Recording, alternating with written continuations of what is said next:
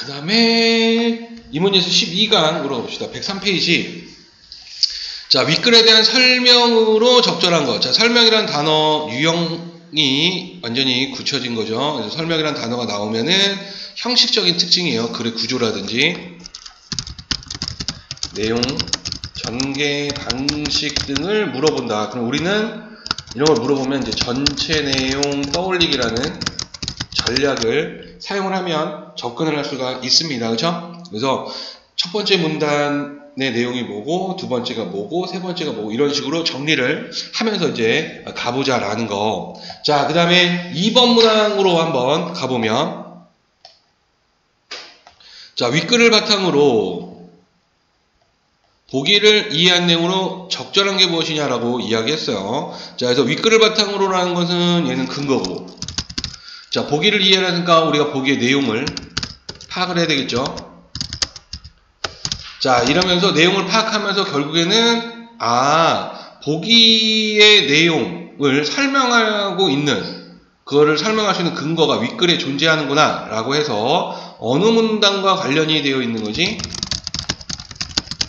라는 걸 우리가 머릿속으로 생각을 해야 된다라는 거. 그래서 읽어보면 이거 몇 번째 문단에서 언급을 했구나 라는 거를 알 수가 있어요. 그래서 어렵지 않으니까 답을 맞춰야 되는 문항이고, 3번 문항 보시면 기억과 니은에 대한 이해로 적절하지 않은 것. 자, 일단은 끊어야 됩니다. 그렇죠? 두 개를 물어봤기 때문에 둘 중에 이제 하나로 선지를 제거하는 전략을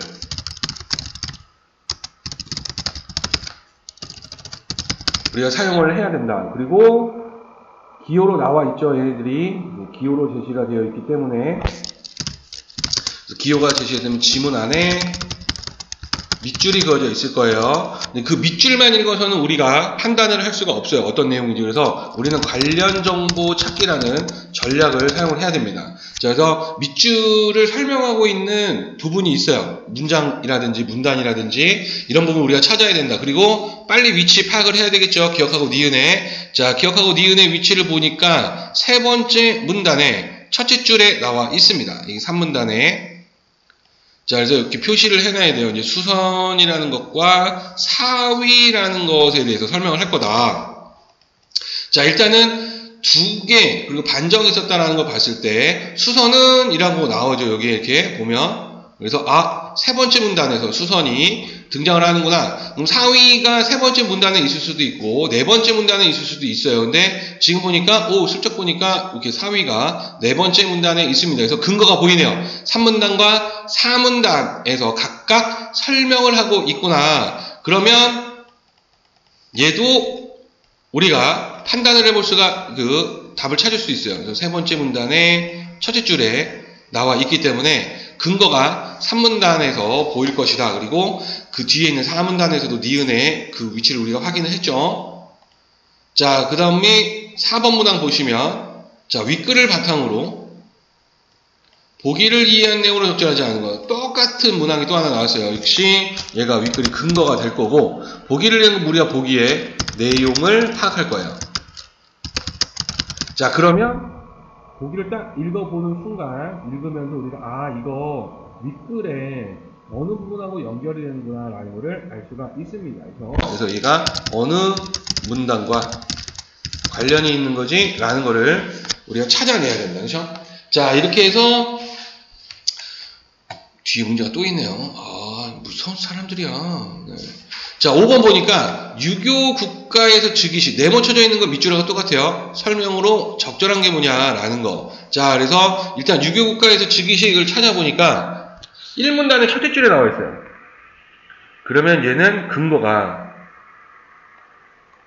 일단 첫째 줄일 수도 있고, 첫 번째 문단일 수도 있고, 아예 그 뒤에 있는 문단에 조금씩 여기에 있는 선택지들이 나눠져 나올 수도 있어요. 그래서 이제 제일 첫 번째 있기 때문에 위치 추적이 일단은 거의 불가능해 보입니다. 너무 앞부분에 나와 있어서. 그래서 일단은 유교국가에서 즉위식, 그러니까 우리는 관련 정보 찾기라는 전략을 써야 돼요.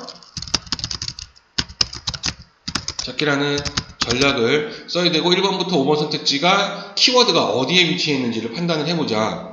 자, 그 다음에 5번 문항. 6번 문항이네요. A부터 E의 사전적 의미.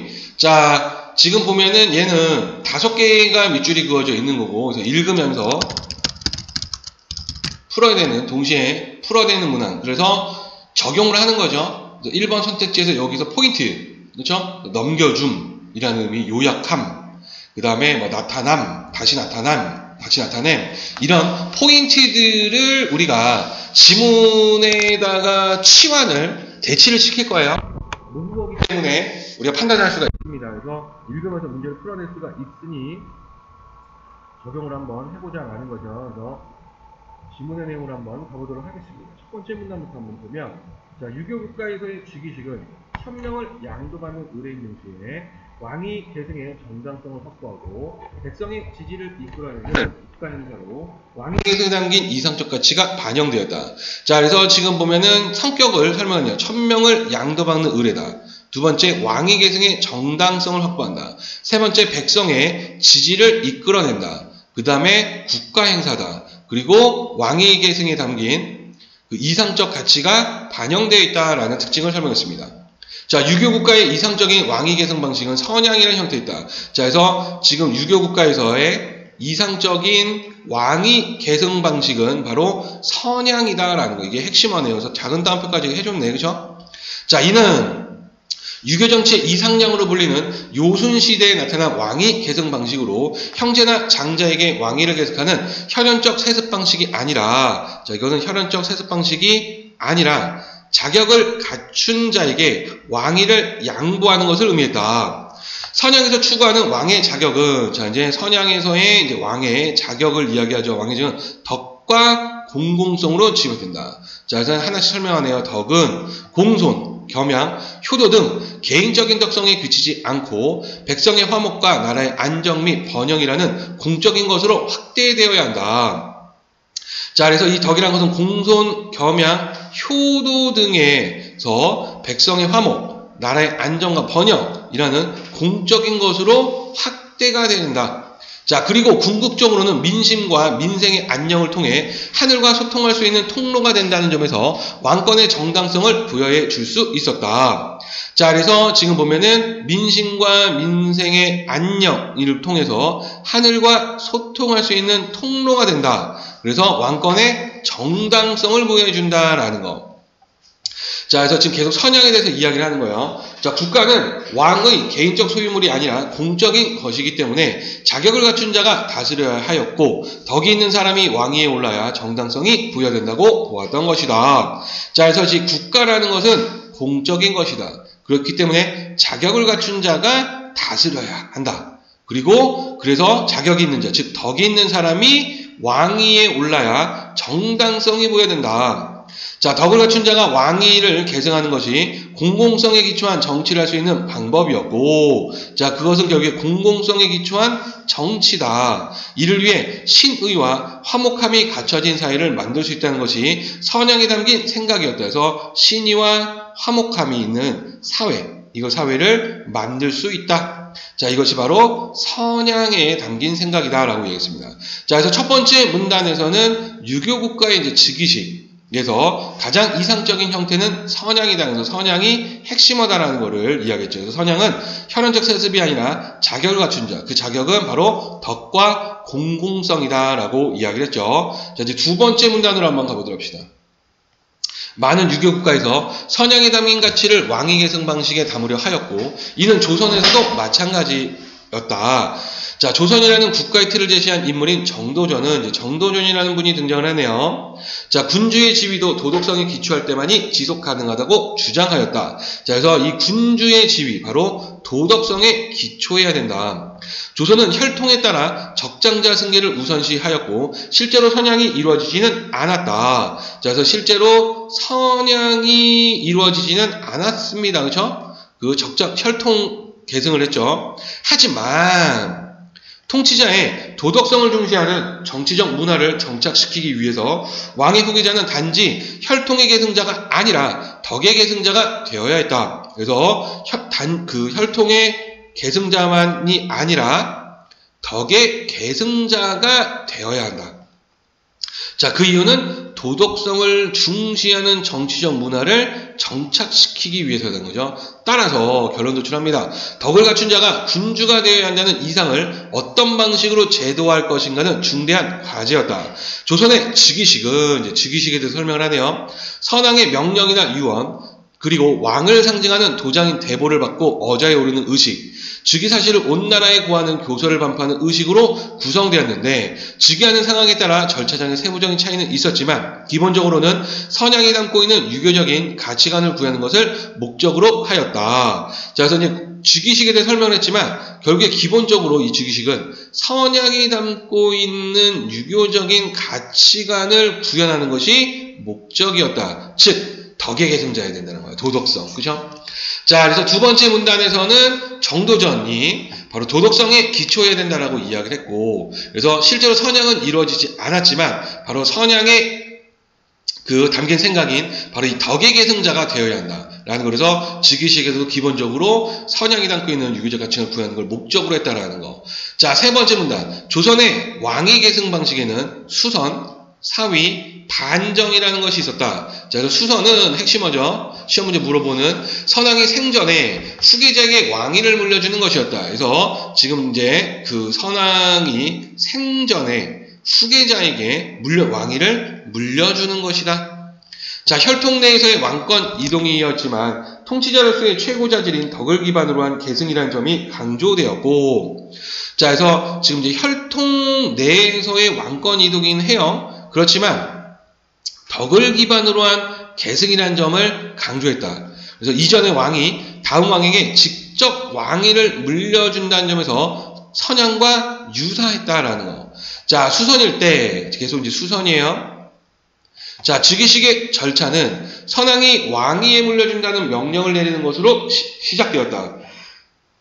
이후 선왕이 후계자에게 대보를 전하면 후계자는 사양하는 글을 올리고 대보를 다시 선왕에게 바치면서 겸양의 태도를 드러내었다. 이러한 절차는 반복적으로 이루어지는 경우가 많았는데 이는 후계자의 덕을 직접적으로 드러내는 행위로 후계자가 혈통 때문에 왕위를 이어받는 것이 아니라 왕으로서의 자질을 충분히 가지고 있기 때문에 천명을 받고 왕위에 오른다는 것을 보여주는 것이었다. 자, 그래서 지금 키워드가 덕이죠. 그걸 나타내는 거. 결국에는 이 후계자가 사양하는 글을 올린다라는 거. 그래서 겸양의 태도를 드러내는데 이러한 절차가 반복이 된다. 결국에는 이를 통해 후계자의 덕을 드러내는 거예요. 직접적으로 드러내는 행위다라는 것. 그래서 바로 이 후계자가 혈통 때문에 이어받는 것이 아니라 왕으로서의 자질을 충분히 가지고 있다. 이것을 보여주고, 그래서 천명을 받고 왕위에 오른다. 이거를 보여주는 것이다. 결국에 선양에서의 유교적 가치관이 또 등장을 하는 거네. 자, 이렇게 후계자의 덕을 강조하는 절차를 통해 새로운 왕의 정치적 권위를 안정시킬 수 있었다. 자, 그래서 그 새로운 왕의 정치적 권위를 안정시킬 수 있었다. 자, 이후 신하들의 경화나 교서를 반포하는 의식은 새 왕의 등극을 백성과 함께 축한다는 의미로 거행되었고, 새로운 왕은 덕에 기반한 어진 정치에 힘쓸 것을 다짐하며 책임감을 드러내는 등 왕으로서의 자질을 보여주려고 하였다. 그래서 계속 지금 덕이에요. 덕. 그쵸? 자, 그래서 세 번째 문단, 왕의 계승 방식의 첫 번째 바로 수선에 대해서 설명을 했고, 이 수선은 선왕이 직접 왕위를 살아있을 때 물려주는 것이기 때문에 선양과 가장 유사했다라는 거. 자, 그래서 혈통의 계승이 이어지긴 하지만 결국에는 덕을 중시한다라는 거를, 그래서 이 덕을 드러내는 것을 핵심으로 해서 그 후대 왕이, 그 다음 왕이 바로 왕으로서의 자질, 즉 덕이 있다라는 것을 보여주려고 했는 그런 절차를 마련했다는 거죠. 자, 그 다음에 이제 네 번째 문단은 사위로 갑니다. 사위. 자, 사위는 선왕이 세상을 떠난 후 후계자가 왕위에 오르는 것이었다. 자, 이제 선왕이 세상을 떠난 후에 후계자가 왕위의 자리에 올리는 거예요. 자, 조선에서의 대부분의 왕위 계승은 사위를 통해 이루어졌고, 즉위 절차에는 선왕의 죽음이라는 특수성이 반영되었다. 자, 그래서 이 대부분의 왕위 계승이 바로 사위였고, 즉위 절차는 선왕의 죽음이라는 특수성이 존재하죠. 자, 수선은 계속 수선이에요. 즉위식이 이제 수선하고 차이점을 보여주는 거죠. 사위하고. 자, 궁궐에 전에서 행해졌지만 사위는 이와 달리 문에서 행해졌다. 자, 그래서 장소가 다르다는 거예요. 이는 선왕의 죽음을 애통하며 차마 왕위에 나가지 못하는 후계자의 마음을 표현하기 위한 것이었다. 선왕의 죽음을 막지 못한 불효자가 왕위에 오르는 의식을 전에서 편하게 치를 수 없다는 의미인 것이다. 선왕에 대한 효를 중시하였기 때문에 왕의 즉위식은 선왕의 죽음을 애통해하는 의식인 국상의 일부로 포함되었다. 자, 그래서 이 선왕에 대한 효를 중요시했기 때문에 그 왕의 이 즉위식은 선왕의 죽음을 애통해하는 의식인 국상의 일부로 포함이 되어 있는 거예요. 자, 그래서 새로운 왕은 왕위 계승 자체에 관심을 두지 않고 선왕의 죽음을 추모하는 데 집중하였으며 먼저 상복을 입는 의식을 거행한 후 임시로 일반 복장을 입는 방식으로 즉위식이 진행되었다. 자, 그래서 선왕의 죽음을 추모하는 데 집중을 했기 때문에 바로 먼저 상복을 입는 의식을 거행을 합니다. 그리고 임시로 일반 복장을 입고 즉위식이 진행이 되는 거예요. 자, 이러한 의식을 통해 후계자가 인간이라면 누구나 가져야 할 애통의 마음을 지니고 있으며 그 마음을 자각하고 묵묵히 실천하는 자라는 것을 보여주려고 하였다. 바로 후계자의 도덕적 자질을 강조하는 거죠. 강조함으로써 새로운 왕은 단지 혈통의 계승자가 아니라 바로 덕의 계승자가 된다. 그래서 이 모든 과정이 하늘의 뜻에 따른 것이다 라고 나타내고자 했다라는 거. 자, 그래서 네 번째 문단에서는 사위에 대해서 설명을 했어요. 그렇죠? 그래서 이 사위라는 것은 그 선왕의 죽음이라는 특수성이 있었다. 그래서 문에서 행해졌다. 그리고 국상의 일부로 즉위식이 포함되었다라는 것에서 먼저 상복을 입고 잠깐 일반 복장을 입고 즉위식이 진행되었다. 자, 그럼 이렇게 해서 국상의 일부로 하면서 하는 것은 결국에는 그 새로운 왕의 도덕적 자질을 강조하는 것이다 라고 이야기했습니다. 자, 이제 다섯 번째 문단 반정인데 이제 여러분들은 뭐 해야 돼요? 지금 사위와 수선과 사위가 나왔기 때문에 3번 문항으로 우리가 바로 접근을 해야 됩니다. 그렇죠? 자, 그래서 3번 문항으로 바로 한번 가보도록 할게요. 자, 기역과 니은에 대한 이해로 적절하지 않은 게 무엇이냐라고 되어 있기 때문에 답이 이제 보면은 4번인데, 자, 기역과 달리 니은은 이거는 신경 쓰지 않습니다. 자, 그래서 지금 보면은 수선이 아니라 사위죠. 자, 선왕의 죽음 특수성이 반영되어, 자, 선왕의 특수성이 반영되어 있다라고 이야기를 했어요. 사위가. 그렇죠? 자, 이거는 네 번째 문단의 두째 줄. 네, 언급을 했죠. 선왕의 죽음을 추모하기 위해 상복을 입은 상태를 유지한 채로 상복을 입은 상태를 유지한 채로 즉위식이 진행되었다? 아닙니다. 그걸 유지하지 않고 일반 복장으로 갈아입었다라고 이야기했어요. 그래서 네 번째 문단의 일곱째 줄, 그렇죠? 일곱째 줄과 여덟째 줄, 즉 4문단의 7에서 8. 자, 한번 가보면 여기 아니구나, 여기구나. 이 부분이죠. 상복을 입는 건 임시로 일반 복장을 입고 즉위식을 했다라고 이야기를 했어요. 자, 그래서 이 부분을 통해서 4번 선택지가 입은 상태를 유지했다. 이거는 틀렸구나라는 것을 알 수가 있다. 자, 다시 본문으로 가서 이제 마지막 반정을 정리를 하고 답을 찾으러 들어가 봅시다. 자, 반정은 난세를 바로잡아 바른 곳으로 돌아간다는 의미로 군사를 일으켜서 기존의 왕을 폐위하고 새로운 왕을 세우는 방법이었다. 자, 그래서 이제 군사를 일으키는 거예요. 그래서 기존의 왕을 폐위를 하고 새로운 왕을 세우는 거다. 자, 반정은 왕조를 교체하는 역성혁명이 아니라 기존의 혈통 중 새로운 왕을 내세우는 형태로 이루어졌다. 자, 그래서 이 역성혁명이 아니라 기존의 이제 혈통제에서 새로운 왕을 세우는 거다. 새로운 왕을 정할 때는 무엇보다도 왕의 유덕함을 강조하였는데, 그래서 이제 왕의 유덕함을 강조했다. 이는 반정의 명분을 강화하는 동시에 새로운 왕의 정통성을 높이기 위한 것이었다. 또한 무력을 사용한 것이 권력을 잡기 위함이 아니라 기존의 왕의 덕이 모자라 유교적 질서를 어지럽힘으로 이를 바로잡기 위한 어쩔 수 없는 선택이었음을 부각하려는 의도도 있었다. 자, 그래서 이제 이 무력을 사용하게 되잖아요. 자, 이제 부담이 돼 있죠. 자, 그러니까 이거는 권력이 아니라, 권력을 잡기 위한 것이 아니라, 기존 왕의 덕이 모자랐다는 거. 그래서 유교적 질서가 어지럽혀졌다. 그래서 바로잡기 위한 어쩔 수 없는 선택이다라고 명분을 내세우는 거죠.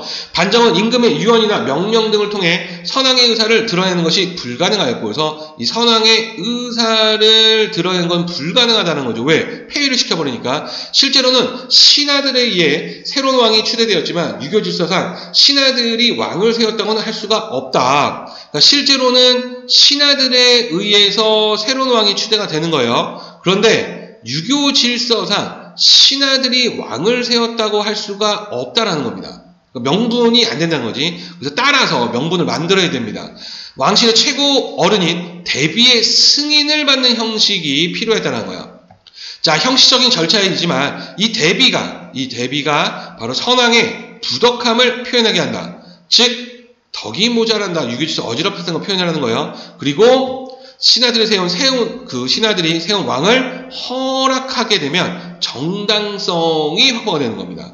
자, 반정은 급박하게 이루어진 경우가 많았으므로, 자, 이제 급박하죠. 그러니까 즉위식은 간단하게 진행이 되었고, 즉위 후 내리는 교서에서는 폐위된 왕의 패정을 고발을 하고, 민심을 수습하기 위한 내용을 담으며 반정이 정당한 과정이었다는 것을 드러내려고 하였다라는 거. 자, 그래서 마지막 5번째 문단에서 반정에 대해서 이야기를 합니다. 역시 덕이 중시가 되는 거예요. 근데 무력을 사용했으니까 이 무력을 사용했다라는 것에 대해서 이제 비판을 회피하기 위해서 바로 대비의 승인을 얻는 형식을 만들어냈다, 이렇게 이야기를 하고 있네요. 자, 그러면 1번 문화, 적절한 게 무엇이냐라고 이야기했을 때 정답이 5번인데 보면, 자, 조선에서 행해진 즉위식이 유교국가의 이상적 왕위 계승 방식에 담긴 가치관을 어떻게 반영하려고 했는지 설명하고 있다, 이랬죠. 자, 그래서 여기서 지금 유교국가의 이상적 왕위 계승 방식. 자, 이거는 바로 선양의 개념이었어요. 그래서 첫 번째 문단의 1문단의 두째 줄부터 셋째 줄에서 선양이 등장을 하고, 그 다음에 그 선양에서의 핵심이 바로 5째 줄까지 바로 덕과 공공성이다라고 이야기했죠. 자, 이 가치관을 어떻게 반영하라고 했느냐라는 것을 각각 3번째 문단에서 수선, 4번째 문단에서 사위, 그 다음에 5번째 문단에서 반정에서 각각 어떻게 덕을 계승을 하는 건지를 설명을 하고 있었다. 그래서 정답은 5번이구나 라는 것을 알 수가 있다. 자, 그 다음에 2번 문항으로 한번 가보면, 자, 보기를 한번 볼게요. 자, 조선의 3대 왕인 태종은 적장자인 양녕대군을 세자로 책봉하였다. 그래서 이제 양녕대군이 그 세자예요. 적장자죠. 즉 첫째 아들입니다. 본부인의. 그러나 양녕대군의 행실이 바르지 않았기 때문에 그가 왕이 되면 혼란한 상황이 이어질 것이라는 우려가 제기되었다. 자, 양녕대군이 그 행실이 바르지 않았어요. 그래서 혼란한 상황이 된다. 즉 덕이 부족하다라고 이야기를 한 거예요. 그렇죠? 자, 그래서 얘는 지금 근거가 지금 2번째 문단에서 그 혈통의 계승자가 아니라 덕의 계승자이어야 한다라는 거하고 연결이 됩니다. 그렇죠? 자, 그래서 지금 덕의 계승자가 안 된다라고 지금 본 거죠. 자, 그래서 이에 태종은 양녕대군에게서 1000명이 떠났음을 인정하고 세자에서 패해버렸습니다. 이후 태종은 적장자 원칙에 따라 양녕대군의 장자를 새로운 세자로 책봉하겠다고 했다. 그래서 태종은 적장자 원칙, 즉 혈통 중심으로 가는 거죠. 자, 이때 영의정 유정연이 모든 일에는 따라야 법도와 도리가 있어야 한다고 말하며, 자, 법도와 도리를 이야기하죠. 바로 어진이를 세자로 삼아야 한다. 자, 결국에는 덕의 계승자이어야 한다라고 이야기했어요. 그래서 2번째 문단에 4째 줄과 5째 줄, 이 부분은 딱 명확하게 보이네요. 이 문단에 4째 줄과 5째 줄 한번 가보면, 너무 많이 네. 바로 이 부분이요. 그 통치자에 정착시키기 위해서는 바로 혈통의 계승자가 아니라 덕의 계승자여야 한다라는 생각이 반영되어 있다는 거예요. 그렇죠? 자, 그래서 다시 가보면 어진이를 삼아야 된다. 자, 그래서 태종은 결국 의견에 따라 셋째였던 충녕대군을 세자로 책봉을 하게 됐고 2달 후에 태종은 충녕대군의 왕위를 물려주었다. 자, 이거는 지금 뭐가 일어난 거예요? 살아있었을 때 했으니까 바로 그 수선이 일어난 거지. 그래서 즉 산문단의 첫째 줄과 둘째 줄. 둘째 줄에서 바로 선왕이 살아있었을 때 왕위를 물려줬다라고 연결이 됩니다. 그래서 지금 이문단과 지금 삼문단이 연결되는 게 보이시죠? 자, 이렇게 했을 때 가장 적절한 게 무엇이냐? 자, 2번 한번 보시면 태종이 처음에 생각을 바꾸어서 충녕대군을 세자로 책봉한 것은 바로 덕의 계승자여야 된다는 거죠. 세자를 삼는 기준으로 덕을 가장 중시하였기 때문이군. 그러네요. 이문단에, 그렇죠? 이문단의 넷째 줄과 다섯째 줄을 근거로 했을 때, 지금 이 부분을 근거로 했을 때 2번이 맞는 말이구나 라는 것을 알 수가 있었다라는 거. 자, 그 다음에 3번 문항은 우리가 아까 풀어봤고 4번 문항. 자, 윗글을 바탕으로 보기를 또 찾아보라 했죠. 뭐와 연결된 어느 문항과 관련된지 또 찾아봅시다. 자, 강해를 폐위를 하고 능양군을 새로운 임금으로 세울 때 왕대비가, 자, 대비가 등장하네요. 자, 교서를 내려 중해에 선유하였는데 내용은 다음과 같다. 아, 이거 마지막 5문단에, 그쵸? 5문단에 바로 반정하고 연결이 되는구나. 그리고 이제 대비가 나타나는 거. 5번째 문단에서 지금 그 대비의 승인을 얻는 형식, 즉 8째 줄부터, 그쵸? 9째 줄까지 언급이 되어 있어요. 그래서 이거는 5문단에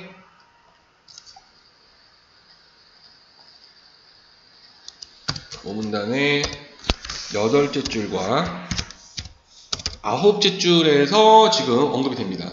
자, 하늘이 만백성을 내고 그 중에 나 임금을 세운 것은 대개 일륜을 펴고 기강을 세워 위로는 종묘를 받들고 아래로는 온 백성을 안정시키기 위해서. 덕을 강조하죠. 공공성과 선조대왕께서 불행히도 적사가 없어 임시방패로 장유의 차례를 어기고 광해로 세자를 삼았었는데 동궁으로 있을 때 이미 실덕이다. 실덕. 자, 부덕함을 지금 나타내죠. 선묘 말년에 자목 후회하여 맞이 않았다. 즉위한 처음부터 못하는 짓이 없이 도리를 어겼다라는 거. 그중 큰 것만을 거론하겠다. 자, 능량군은 이제 능량군에 대해서 이야기합니다. 이제 능량군은 덕이 있다라고 이야기를 하겠죠. 선조대왕의 손자이며 정원군의 맏아들이다. 총명하고 어질며, 자, 총명하고 어질다. 덕을 강조하네요. 비상한 위기가 있어 선조께서 몹시 사랑하여 궁중에서 길렀다. 그 소자를 천윤이라 하였으니 그 이름을 지어준 의미가 깊다. 괴에 기대어 계실 때 손을 잡고 한숨을 지으면서 정을 붙임이 다른 소자들과 달리 깊었다. 지금 대의를 분발하여 호남한 자를 토평하고 나의 수욕을 벗겨주며 나의 위호를 회복해 주어 윤리와 기강이 바로 서고 종묘사직이 다시 안정되었다. 그래서 윤리와 기강이 바로 섰다. 종묘사직이 다시 안정되었다는 그 정당성을 지금 부여하죠. 그 공덕이 대단히 성대하여 신인 모두 귀부하는 바라 대의에 나아가 선조의 뒤를 계승할 만하다. 선조의 뒤를 계승할 만하다라고 하면서 자격을 부여하죠. 부인 한씨를 책봉하여 왕비를 삼는다. 그러므로 이와 같이 교시하니 잘 알기를 바란다. 이렇게 있습니다. 자, 그래서 지금 연결되는 게 결국에 뭐예요? 5문단 반정에 대해서 이야기를 하고 있었다. 적절하지 않은 것. 자, 4번이 답인데 보면 능량군이 선조대왕의 손자이자 장원군의 맏아들임을 설명한 것은 새로운 왕을 추대하는 기준이 이상적 가치가 따라 혈통을 지키는 것이다. 이상적 가치는 혈통을 지키는 것에 있었음? 아닙니다. 이상적 가치는 혈통이 아니라 덕의 계승이었습니다. 그렇죠? 자, 그래서 5문단의 그 셋째 줄, 5문단의 셋째 줄로 한번 가보도록 할게요. 5문단의 셋째 줄로 가보시면 새로운 왕을 정할 때는 왕의 유독함을 강조하였다. 이렇게 이야기를 하고 있어요. 그렇죠? 그리고 2문단에, 그러니까 우리가 봤을 때 2문단의 그 셋째 줄과 넷째 줄과 다섯째 줄. 그렇죠? 2문단의 넷째 줄과 다섯째 줄. 그래서 올라가서 보면은 지금 5문단에 셋째 줄에서 지금 언급한 새로운 왕을 정할 때는 바로 유덕함을 강조했어요 라는 거. 그리고 두 번째 문단에서 바로 그 혈통의 계승자가 아니라 덕의 계승자여야 된다라고 이야기를 했습니다. 자, 그래서 4번 문항 지금 보면은 이상적까지 혈통을 지키는 것이 아님을 알 수가 있었다.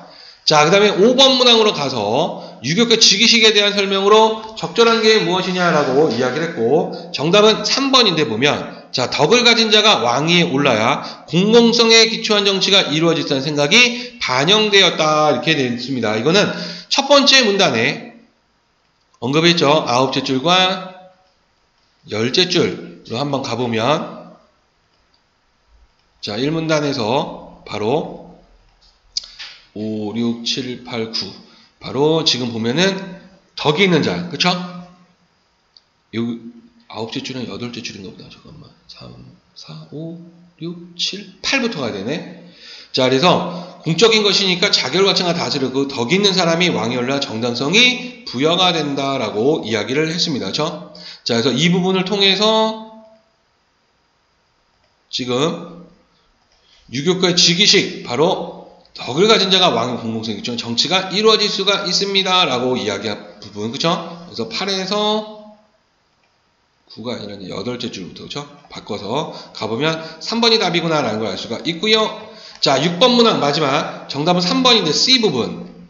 자, C에서 지금 다시 나타남, 다시 나타남 이렇게 있을 때 이거는 재현을 이야기해요. 다시 제자에 나타내다 현자를 써서 이건 재현을 의미하는 거고, C에서 나타난 거는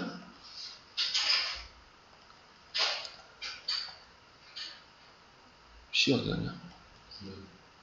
C